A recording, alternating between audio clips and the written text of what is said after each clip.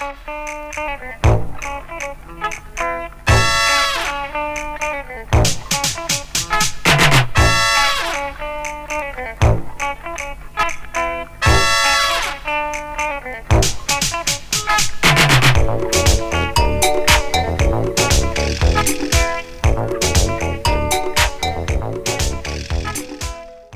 the saying goes, behind every successful woman, there is a tribe of successful women who has her back. Welcome to yet another exciting episode of Matter Africa, and I'm Zuwaira Hamza. Today we'll be looking at women and girl child empowerment, and discussing this topic today with me is a beautiful woman who has done so well for other women, and her name is Dr. Mrs. Ijoma Chikeze. You're welcome, ma'am. Thank you, madam. Yes. Can you give us a brief introduction of who you are? Because I know your portfolio is quite big. Well, oh, like you said, my name is Dr. Mrs. Ijoma Chikezie. Yes. I'm married to Pastor Charles Nnamdi Chikezie. I started as a teacher. Okay. Yes, and in all 3 degrees I did education, guidance, counseling. So I started early working with children, working with people, mentoring people. And the NDLE year that I retired voluntarily when, I saw women suffer. I saw women whose children, sort of sold everything they were, everything they had to be able to rehabilitate children. It's something you don't wish anybody. As I saw it, my heart went to them, and I was like, what can I do to assist? I'm at a point by, events unfolded in the way that God spoke and said I should retire. So I left the NDA to start this vision. When I started, it was like, let me do charity. But by the day, it continued growing and becoming much more overwhelming, to the point that we now said, okay, women come. We started looking at women who could have the same heart, the same passion, and who could do what God asks us to do. You are the founder of Divine Women of Purpose Association. Yes. Now, you saw the struggling of women out there. That was part of what motivated you to start this organization. Okay, how long has this organization been? Yeah, like fifth year. This is our fifth Okay, year. this is your This is fifth our year. fifth year. Precisely, we started September 14, 2014. Okay. 2014. But it was conceived, the vision was conceived while I was in the hospital. Yes, in the year 2000. Okay. Then it didn't unfold until 2007. Yes, when God again saved me from one gas limit accident, and through 2, 3, 4 persons who came to me and said, look, God wants you to go do what He asked you to do.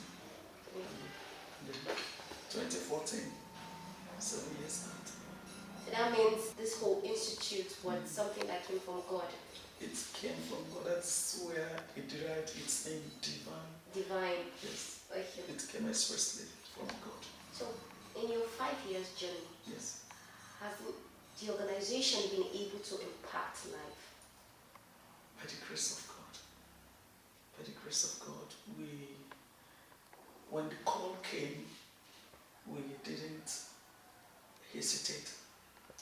Even from the little funds of my retirement benefits was plunged first into the first empowerment that we did.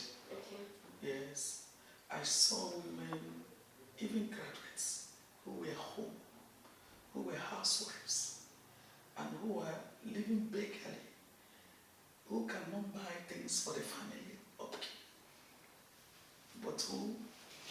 solely depend on their husbands. So that was my first surprise. And we had to start from them to empower them. So that first year, we had over 35 women who were empowered variously that first year of our inception. And as we started doing outreaches. You know, when people come here, they invite people, they invite others, others invite others. So we started outreaches. If you look at these posters, you see some of them. Yes. We started outreaches. And when we go out on outreaches, you see much more problems, challenges. And we started what we call food pantry. Okay. With food pantry, it was our strategy to gather the women once they hear food, Yes. they are ready to come out. Because I was going through that, Yes. like, how do you know women that are actually in need? Yes. So once they hear food, everybody is running out. I don't forget the very first pantry project we had. One old woman had rice, you know, the little rice that she got.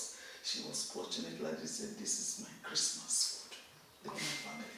So when they gather like that to give them food, we talk to them that there is something they can do. They can actually fulfill purpose. When they understand who they are. The major problem women have is that they don't know who they are and what great deposit God has put into them. It is not just to give birth to children, stay home, satisfy your husband, and all that. There are great potentials in women.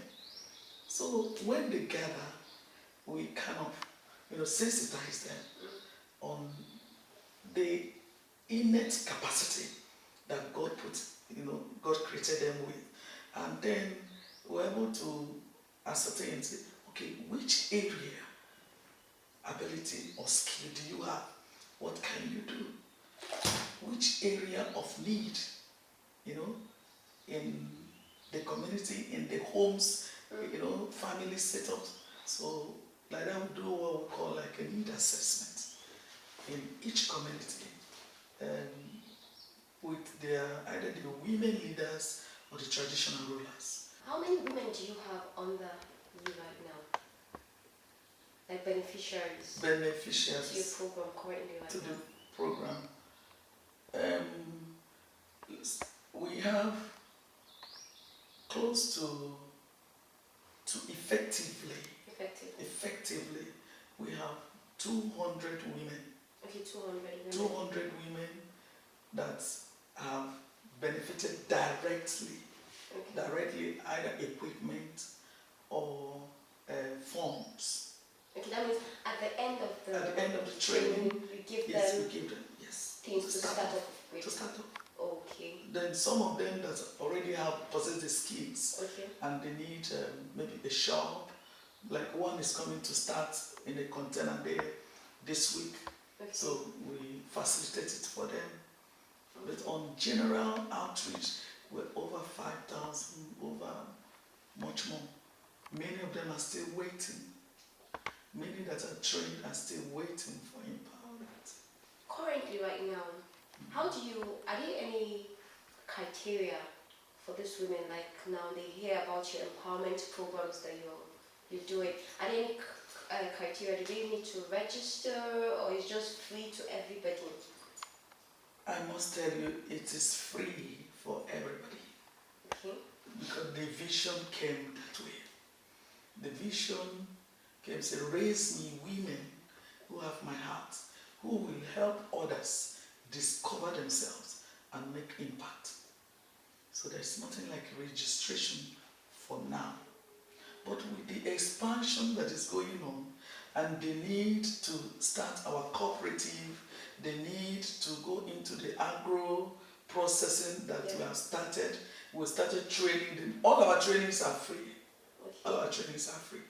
Nobody has ever paid a dime. So we have trained some in coconut oil production, cold press, and our product is the best. When we went to this Niger Expo, Buy Niger Expo, our products were the best. So, because we want to group these women into cooperative now, so that if we are accessing any fund, because of course we have attended training with SMEDA, Yes. and I know that the precondition is that we must form into groups, either groups of 10 or groups of, so we're trying now to group them. And if we have to group them into like cooperatives or unions, then it means that they must start contributing small things so that they can, be able to be sustainable. Okay. There's something about sustainability. So if we must have to do that, when they start making or creating their own wealth, they must learn to save, and they must learn to start making contributions that will facilitate access to some of the things that government have to give them. So I think that's more like it. We don't charge money. We don't. It's free for it's everybody. Free for all. Wherever anybody just hears about your NGO, wherever you are, just come. And Yes. that means, is that people from other states also come? We have branches. Oh. Like we have presence in Imo State. Okay. We have presence in Nasarawa State. Okay. We have presence in Delta, in Lagos, and Oyo, Ibadan, precisely. And they do same thing. The same thing we do. Okay. The same thing we do here. Okay.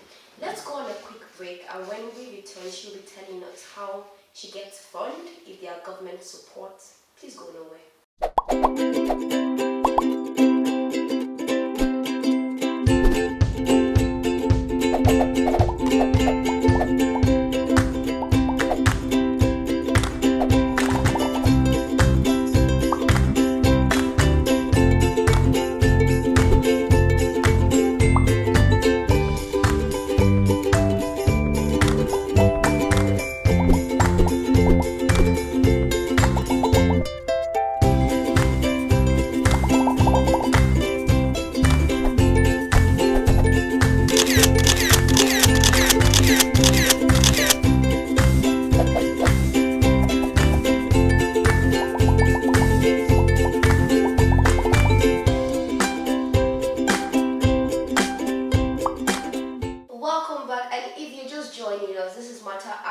On Television Nigeria. Today we're looking at women and girl child empowerment, and with me is the CEO of Divine Women of Purpose Association. You're welcome back, ma'am. Thank you. Yes. Before we went on the break, I wanted to find out how do you raise funds to carry out this project? Sincerely, I must tell you that when I started with my retirement benefits. Like I told you earlier, I had to retire voluntarily from the National Drug Law Enforcement Agency.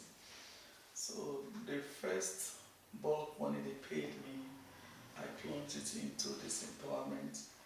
I was thinking, it's just, let me do charity, let me do something, let me empower women. But I didn't know that it was going to be something, somebody tells somebody, somebody tells somebody. And today it's become overwhelming. Overwhelming. And 5 years is just family and friends support. Like there are no government grants for non-governmental organization? We've not received any. Okay. We've not received any. And I must tell you, we have not applied to any. We have not asked any so far. Okay. Yes. But each time we have our programs, we do invite them.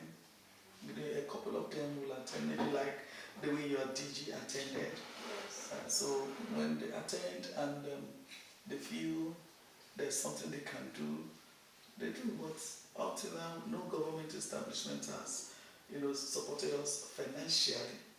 Albert, NACA, when we do our health outreaches, we have done a couple of outreaches, and NACA gave us the testing kits, Okay. because we had it in partnership with Nasarawa HIV office and the FCT AMAC Okay. the AMAC Health Department. Yes. So they sent us personnel and they sent us the testing kits and some gloves and the stuff that we use for the medical outreach. Okay. And then the Roll Away Malaria Control Agency. They also, at a point during our health, you can see it on that picture also, they provided us with treated nets, which we use for our outreaches. That's as much as we have government support. Those MDAs that support with some form of materials which we use for our outreaches. Okay. Every other thing is on us and the women who have volunteered to run with the vision. Of recent time, I've heard that someone told me that the fastest way to make money is to go and start an NGO. Now you are in you have an NGO. So how have you made so much money? Unfortunately, I have not made any money. Rather, the NGO has made me poor.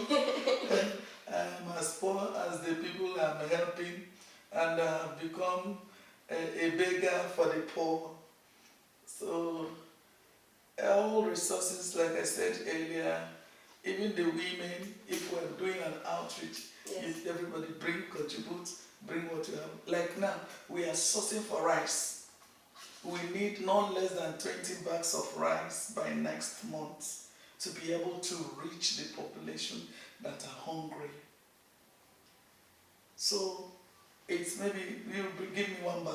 Okay, I challenge my husband. This season you must give me 5 bags of rice. I tell you, okay, or you give me 2 bags of rice. That is how we make it. We don't make money.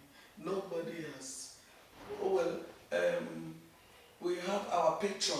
Okay. Our patron, John Kennedy Opera. John Kennedy Opera, and when we started the Akara project, he bought into it and he gave us 100,000 to, okay, put it that this woman who was sick must not die. So we supported that woman with the funds that he gave us, bought the cylinders that we are using to exchange for firewood for the women. That's how we make funds. Then again, CBN takes an advert.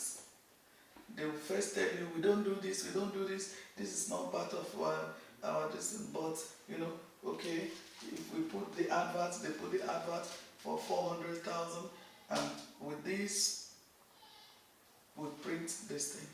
Okay, that's the magazine. That is the magazine. So we print the magazine, and if we give you, we wrote here 1,000, but we don't sell it.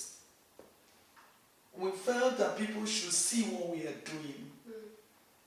And I believe that when people see what you're doing first, then they may key into it. Then they may say, okay, since you're doing, you can have this funds. But in these 5 years, nobody has given us any money. Even at the program of events, very few people that took it for free. Yes. Now, looking at the state of unemployment, which has affected so many women, do you think our society, it's the reason why so many women are jobless? You have an NGO that supports women, but when you go out at night, you still see young girls still selling their body for money. Do you think part of it comes from the society? The society has done more harm than good? Oh well, I will blame the society in so much as they did not help the girls discover self. And that's one of the things your organization is doing. Is doing. Okay. I believe that no human being is here by chance. God created every individual. I preach it. God created every individual with great potentials and talents. And let me tell you something. It's not about the job. I tell these young ones, when you get a job, Somebody will do the job, okay, yes. But when you get a job, they put value on you. But when you discover yourself, you put value on yourself. Yes. You understand? So it is not about government. Now, the jobs are not there. So what next? I tell them, girls who want to stand at zone 4, they choose to. They choose to. If they have opportunity that we provide for them, we have gone to Angwa TV to bring out about 34 girls and women who were prostituting, who were doing prostitute in that community. They came, we trained them. A few of them got funds and disappeared. And many of them went back to the business. Do you think the society has done more harm, or is it orientation from their own foundation? It's all encompassing. It's all encompassing. First, parents have failed to inculcate that spirit of hard work and value into their children. This girl, the Whopper Kids, as of today, presently, knows that she is an embodiment of potentials. And tomorrow, I don't think she will go stand on the street. I don't think she's already desiring what she will do as she gets out of school. Even while she's a student, she's already writing books. She's already exercising her gifts. Her gifts. That means most of these people were not exposed to utilize They their don't have talent. the opportunities. Okay. They don't have the opportunity. And that is part of the platform that WOPA provides for girls and for women. We did one exercise. Maybe one day we'll do it with your organization. Okay. Just get to the streets. Ask a typical girl, even graduates, even coppers. We had coppers, right? We had coppers. We had traders.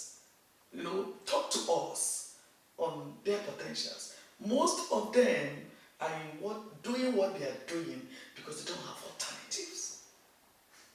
Our educational system, today they have what they call that entrepreneurship and whatever development department, Yes. which even the children, the students, the youths are not harnessing. I know how much I had to force my daughter. Please go to that department and learn something. It's not about the theory. When we teach our children the theory, they end with the certificates. Yes.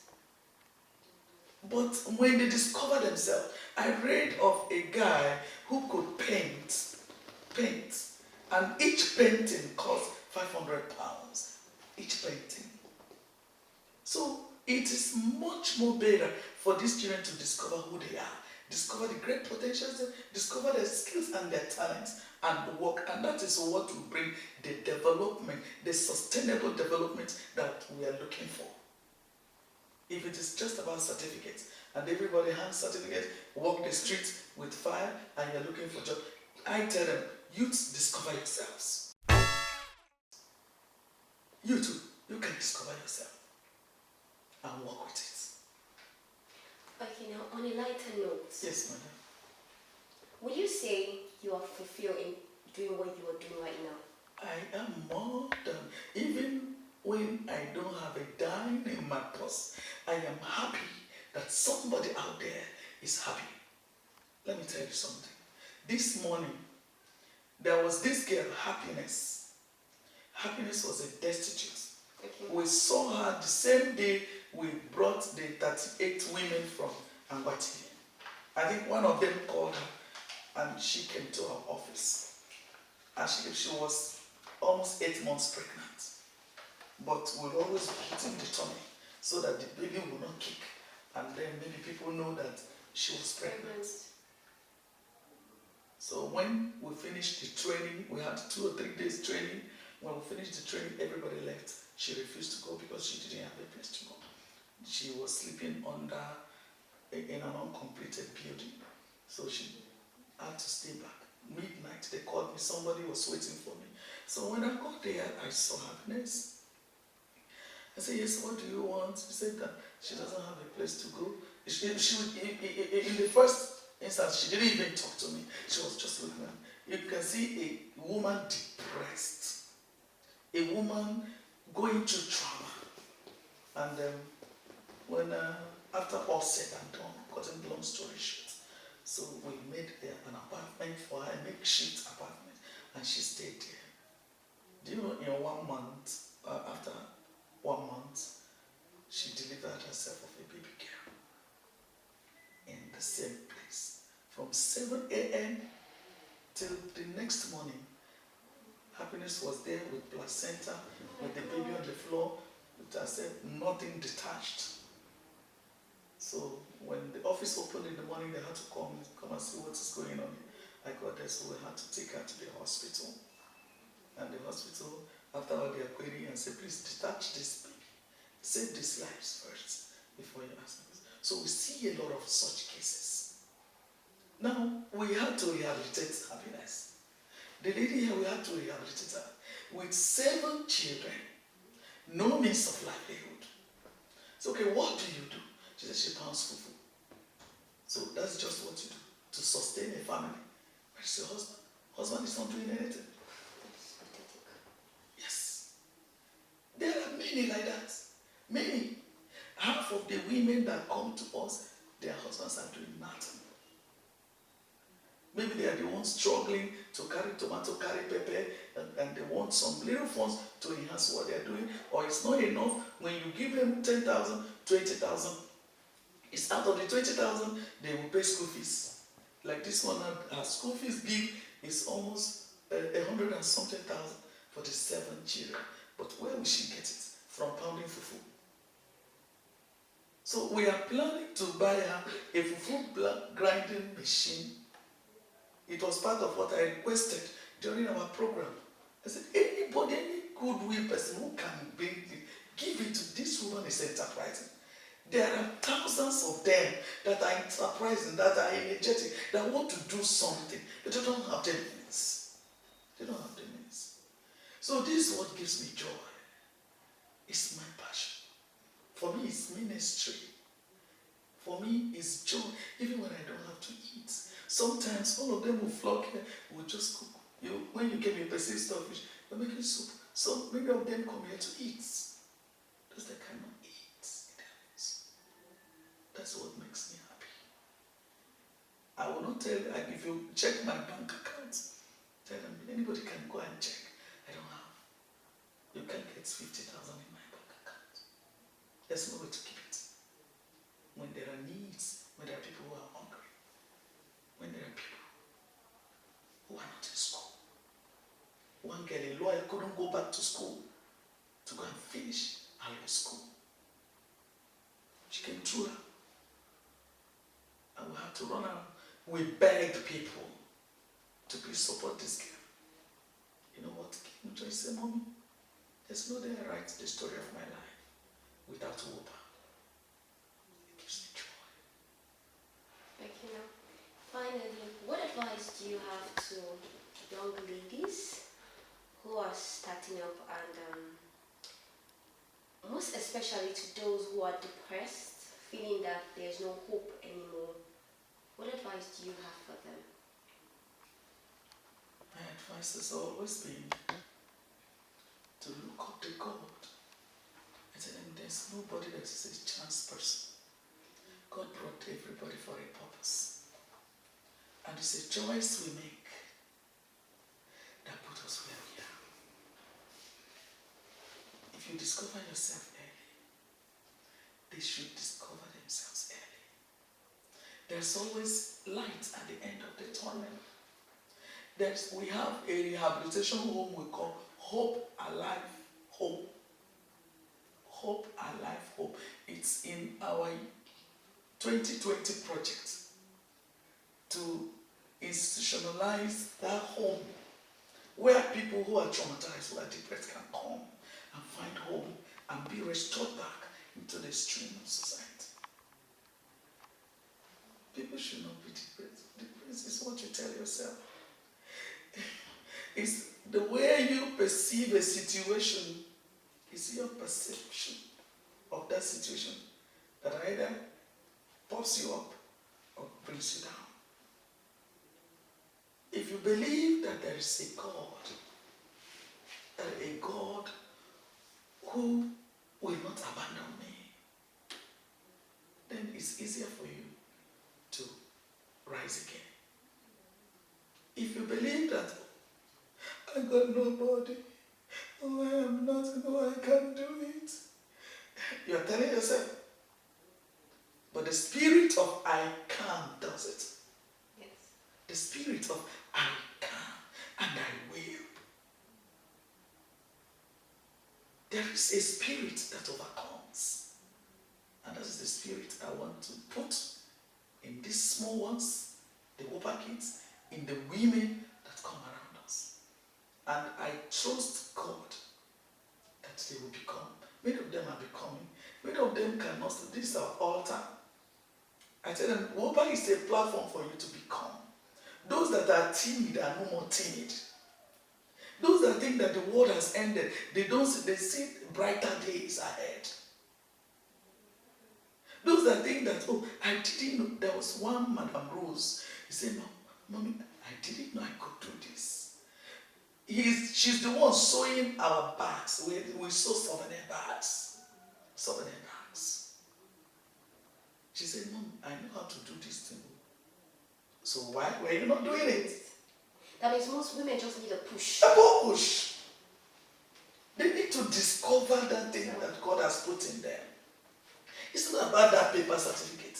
It's not about that paper. I'm doing what I'm doing because of passion, not because of PhD. It's not about PhD. It's not about certificate is good. Knowledge is power. Yes. It enhances what you are doing. But aside from that, discover who you are.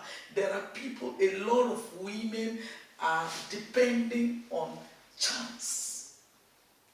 Let me go to school because, when you go to school, you walk somewhere. Yes. But even our children, they don't know what courses to read. When you have not discovered yourself, you follow your peers. Okay, they say that medicine, everybody wants medicine. Whether you have the attitude, whether you have the ability, the capacity. Just because my friends are reading, they want to go and read them. Who are you? Women need to discover who they are. And until an individual discovers who she is. He says some people are like butterflies that are supposed to fly up there, but they are perching in the air. But if you discover who you are there. Why are you here? Because somebody has known this is why God called me. And everything lies at discovering yourself. Thank you very much, Ma. It was a pleasure interacting with you today. And that's the much we have today on Matter Africa. And as the saying goes, there is no limit to what we as women can accomplish together. I'm Zoya Hamza. Bye for now.